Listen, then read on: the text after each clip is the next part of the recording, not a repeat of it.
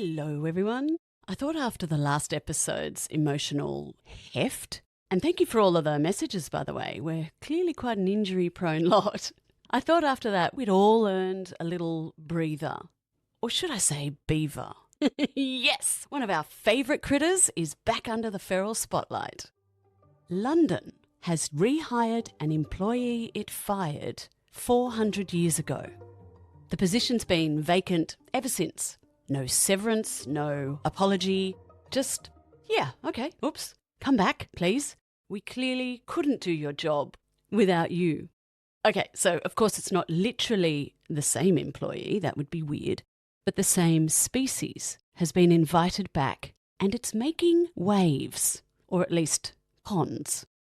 I'm Pia, and this is Feral by Design. Her name's Willow, and she's a beaver.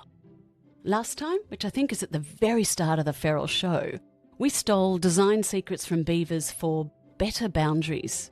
Do you remember? This time, it's a little different. Nothing about this story is particularly clever, exactly. It's not a beaver having a eureka moment. It's a beaver doing a completely ordinary workday. It just happens that the beaver's ordinary Tuesday makes our human engineering look a bit slow and a bit expensive. Several of you have actually sent me this story over the last few weeks, which I love, by the way, thank you, asking what I made of it. So, let's take a proper feral-style look, rather than just nodding along at the cute animal news. Today, I'm taking you underground. Literally, the underground. Greenford Station, to be precise. Located in West London in the UK. Close enough to still be part of the city's grid. A touch too far for those Boris bikes. For decades, since the 1970s, this particular patch of London has had a flooding problem. Heavy rain and the creek near the station would completely overflow, sending water straight into the ticket hall of the tube station. Shaniz Mustafa, England's first urban beaver officer, now there's a job title I want, has talked about the flooding impact that goes beyond the commuters. It was people's homes, kids trying to get to school, cars stuck on flooded roads, that kind of thing. A whole community's ongoing headache for decades. The council was staring down really expensive engineering works to fix it properly. Instead, in late 2023, a group called the Ealing Beaver Project released 5 Eurasian beavers into a wetland nearby called Paradise Fields, no less. This was a licensed 5-year trial. Years of work went into getting to even that point, before finally getting the green light to reintroduce an animal Britain hunted out of existence about 4 centuries ago. Now, let's meet Willow. She's the matriarch of the family, and by all accounts, an absolute unit. 30 kilos. Within weeks of her arrival, there was a dam, a pond, new channels diverting all the water, and in a couple of years since, a whole network of them. Water that used to rush through the site in minutes now filters down through the dams over hours. So the station's ticket area hasn't flooded in almost 3 years. So let's sit with that timeline for a second. Humans hunted her kind out entirely for fur, meat, and their scent glands, actually. Then we spent subsequent centuries, and in this case a fair chunk of council money, trying to solve a flooding problem that beavers like Willow used to solve naturally. Before the beavers came back, the council's actual engineering answer to this stretch of the Brent River was to straighten and concrete the channel, force the water into submission with hard edges. That's a really common and very human infrastructure's answer to nature. Control it, encase it, and hope it behaves. Or at least kick that can further down the road a little. And here's the fun bit. When Willow and her family arrived, there was already a dam on the site, built by human volunteers, trying to help. Apparently Willow and her crew dismantled it. Ouch! And rebuilt their own in its place. Needless to say, this one works as nature intended.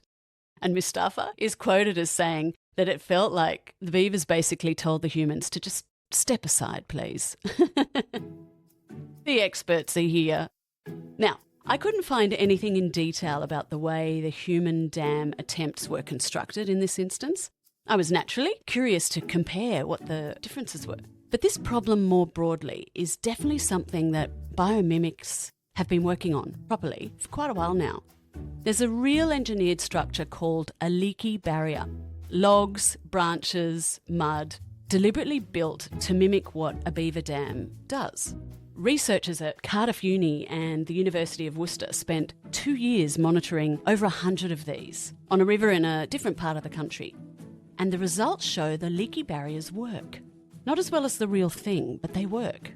Cheaper than traditional flood engineering, genuinely slows the water down. Biomimicry in action. One of the reasons why these tend to fall short of the real beavers' efforts is because beavers aren't dam builders, twist. They're water managers. They slow it, spread it, and store it. And then they listen for leaks and patch constantly. We copied the structure and call it done.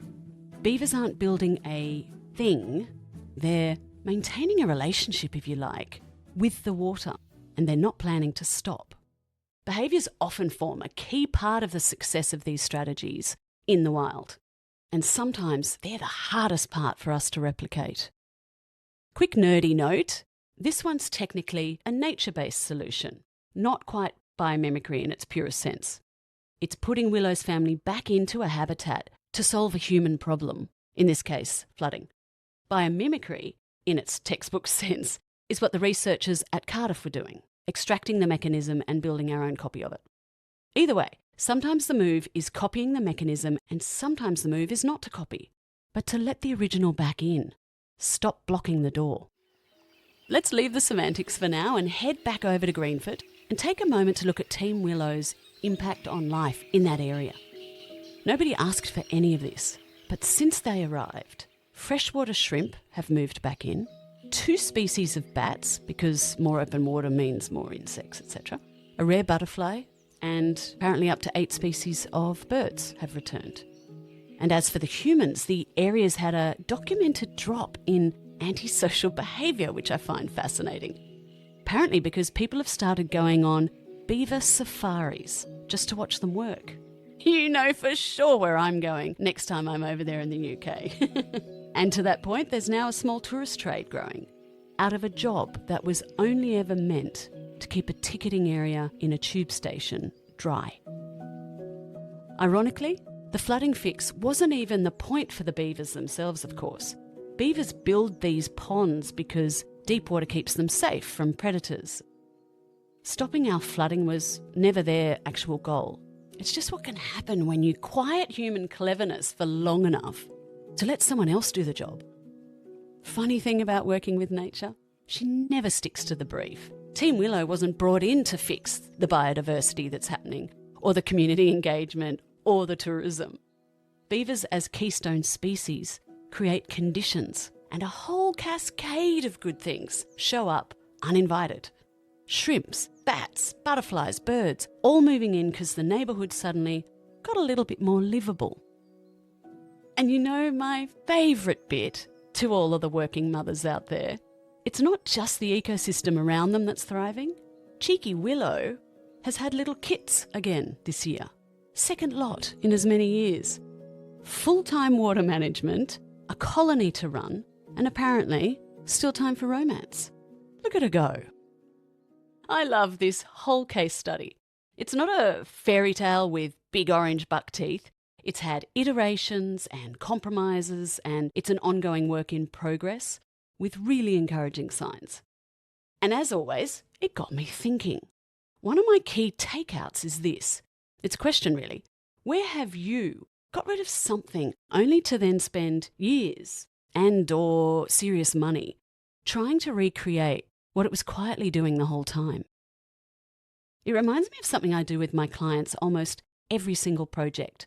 Before we get too excited about inventing something brand new and shiny, I get the client's team and we go rummaging through their dusty shelf of the ghosts of past Or as my grandmother used to say, written around in the cupboards. Old concepts, half-finished ideas, things that were parked because the timing was wrong, or the technology wasn't ready, or the business simply wasn't. Every now and then you pull something off that shelf, dust it off, combine it with a new idea, and suddenly it's exactly the solution you need. And that's basically Willow's story tonight, isn't it? Sometimes the smartest solution isn't the newest one. It's the old one we finally realised was worth bringing back. Makes you wonder what jobs nature is still very qualified to do if we just let her. Meanwhile, in Ealing, Willow's still on shift. Unpaid, entirely self-motivated. Nobody's had to send her a single reminder email. Nature, such a bloody know-it-all. Oh, and if you've somehow missed the original Beaver episode, the one that many of you insist on calling the Otter episode, go and find it. Apparently I have a Beaver franchise now. Still no otters. We'll sort that out one day.